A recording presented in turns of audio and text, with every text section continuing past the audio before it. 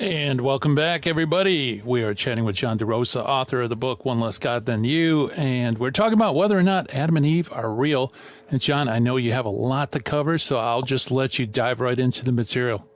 Okay, so let's say our answer to that question, are Adam and Eve real? So far, the answer is yes. And although Genesis refers to real historical events, the early chapters can include figurative and symbolic language that doesn't all need to be taken as scientifically accurate or intended to be so, but rather it's conveying important truths about creation, that God made it all, that he made man and woman at the pinnacle of that creation, and that he wanted a special relationship with them. And you can get that in the Catechism, paragraph 390. I'm just kind of briefly summarizing.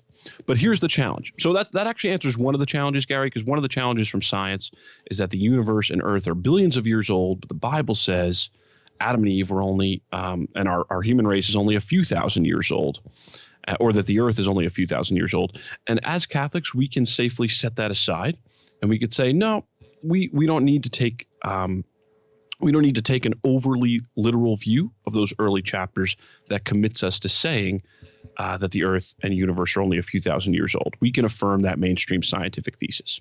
But there's two other positions of science that you might say, oh, but this is going to cause a problem for Adam and Eve. And those two other mainstream positions are this. One, that human beings came about through biological evolution, and species originate by descent with modification, natural selection, random mutations, and so forth. And then second, modern humans came originally from a population of several thousand individuals. And if a teacher gets really bold in the classroom, they might say, no, not two individuals, like the Bible says, several thousand. And so the question becomes, how can we reconcile those common positions of modern science with the teaching of the Pope, the Catechism, and the Council of Trent, that there was an individual sin committed by an individual Adam, and all true men on earth after Adam take their origin through natural generation from him? How do we show that modern science can be compatible with that church teaching on Adam and Eve? And that's what I devote the bulk of my article to, Gary. But what I thought I'd do today is just give the audience what I think is my favorite solution. I'll briefly mention, I do talk about how there's a lot of different ways Catholics can go with this. You can go a young earth creation route and research that. You can go an old earth creation route and research that. And then you can research various theistic evolution proposals. These are proposals which Pope John Paul II, Cardinal Ratzinger, and Pope Francis have all spoke pretty positively about the theory of evolution and said Catholics can affirm it and they can show how it fits with creation. And so I discuss Karl Rahner's view, Kenneth Kemp's view, Antoine Suarez has a view, and recently William Lane Craig and his book, and Dennis Bonnet is another Catholic writer who also has a view. They all take these different theistic evolution positions and say, yes, you can still believe in an Adam and Eve, and here's how we think it fits with the modern science. Now, I think the best solutions, I'm not going to go through all those today. I'm just going to pick my favorite for the audience. I think the best ones are going to be the ones that affirm all of the church teaching and don't require denying any of the mainstream scientific positions. If you can present that to a young person, that when they ask, are Adam and Eve real? And you say yes, and here's what we believe about them, and here's how it fits with what you're learning in school, I think that has the potential to be very powerful and remove a roadblock that could lead them to walk away from the faith. So my personal favorite is Dr. Kenneth Kemp's proposal. I'm curious if you've ever come across it, Gary, or if you've ever talked with Professor Kemp, because he's very prolific in this area. He's retired now. He used to teach at St. Thomas University in Minnesota, but I think he does a really nice job of explaining this. And I'll get into the solution, but have you ever heard about this before? No, I'm not familiar with Dr. Kemp. So this will be cool. Okay.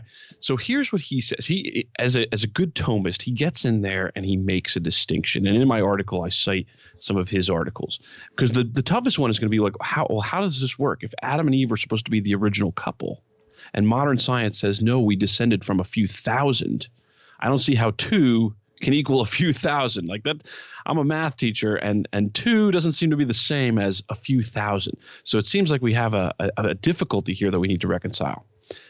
Well, here's Kemp's proposal.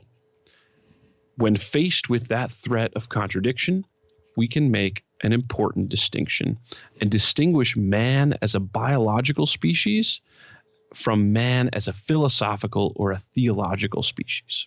And you'll remember something that the Pope said earlier that I had read about, where even if evolution can explain the origin of the material body, God's special action is still required for human beings to come to possess a rational soul.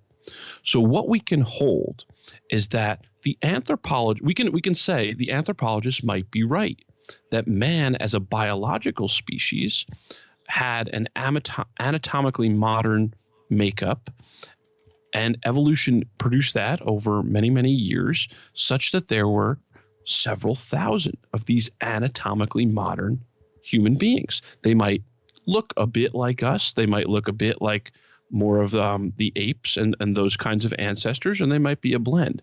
But what they didn't have is a rational soul with rational freedom and intellectual faculties, because evolution can't provide that.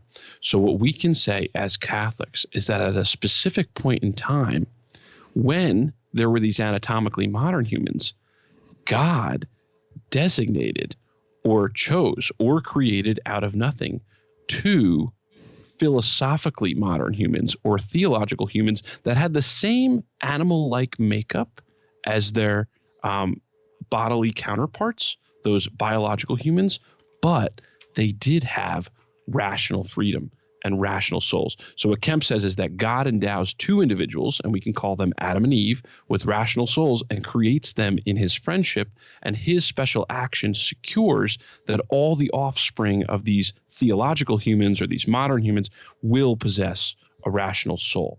And so we can account for the scientific evidence by saying, yes, if evolution shows that there were thousands, we can affirm that there were thousands of these anatomically modern humans, but that doesn't mean that they had the powers of rationality, language, and freedom. For that, you needed God to reach down and create those first two with a rational soul.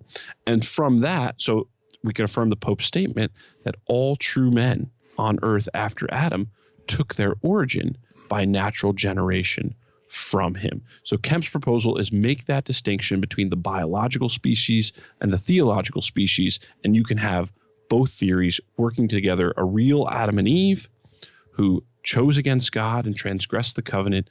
They fell, and so all of their progeny were born deprived of grace. And I say the big advantage of this view is it's consistent with all of our best mainstream scientific evidence, and it's also clearly within the bounds of Catholic teaching. So I'd invite people to study up on that and be ready if a young person asks that question. Yeah, I think, the idea of ensoulment is beyond the ability of, of science. It's not something that can be quantified. You're not going to dig up a fossil and say, oh, look, it had a rational soul, right? No, exactly. That's a great point. Yeah. You might get hints, when certain modern planning starts to develop. You might say, oh, okay, these people had to have more capabilities of language and so forth. So you can study it a bit anthropologically, and paleontologists do this kind of stuff. But you're absolutely right. It's not something that you dig up and you just see there in the material. We can reason philosophically that because we have this immaterial intellect and these abilities that no other animals have, that God had to do something special with us. Right. But people do have some objections to this theory. So if we have time, we could maybe deal with an objection or two. But I will say that's the general theory that I prefer. Good. Yeah, let's do it. We have a few minutes. We can tackle it. Okay. So the one I'll bring up is some people will say there was a 2004 International Theological Commission document, Communion and Stewardship, that says, people will say, doesn't that document advocate for a symbolic theory, a purely symbolic theory of Adam and Eve, and doesn't suggest that we could have come from thousands of individuals and not just two? And so I want to respond to that, because if people get this 2004 document thrown at them, they might be like all confused. So I'll just say a couple quick things. One, this is an International Theological Commission document. Even if it did say the things people are claiming, it has zero magisterial weight. It's not authored by a pope, not specially promulgated by the pope, as an encyclical and it's not a council document or anything of that sort. The things I was previously quoting, like Humani Generis and the Council of Trent, and the Catechism has as summarized teachings, those are official magisterial sources. I mean, with the Catechism, you could talk about where individual things come from, but those have the force of the Catholic magisterium. This 2004 document, it's just a theological commission. It's not an arm of the magisterium, and so it's not protected from error in any special way, and it doesn't command the religious assent of Catholics in any special way. That's just the first thing I would say. But the second thing I would do is challenge their interpretation of that document, because I think they're taking a couple phrases out of context and reading them in a specific way. It is true the document has mention of Adam as a symbol. It talks about the unity of the human race of which Adam is a symbol. It kind of just uses that as a passing phrase as it goes on to describe things. But we as Catholics do not see something being a symbol as mutually exclusive with it being based on a reality. And maybe think of an example in your head. Is there anything that we do as Catholics that's kind of like a symbol, but is also a reality? And you might think of the sacraments are like this. The sacraments are outward signs instituted by Christ to effect his grace. They're signs, they're symbols, but they also carry with them a reality. So just because someone uses the word symbol doesn't mean that they mean it's merely a symbol. And the example that Dr. Kemp used when I asked him about this on my show is a lot of people in the United States have heard the story of Paul Revere and his famous ride to warn the colonists that the British were coming when there was the American Revolution. And this story has gotten promulgated by a poem by Henry Wadsworth Longfellow and kind of developed into this whole legend about Paul Revere that grew out of a real Paul Revere who actually did real stuff. But there was, on top of that, he became a symbol of something broader because of this famous poem that was written about him. Similarly, we hold a real Adam and Eve, but they can become a symbol of unity, and they can mean more than just the original real historical event. So I don't think communion and stewardship threatens Kemp's position.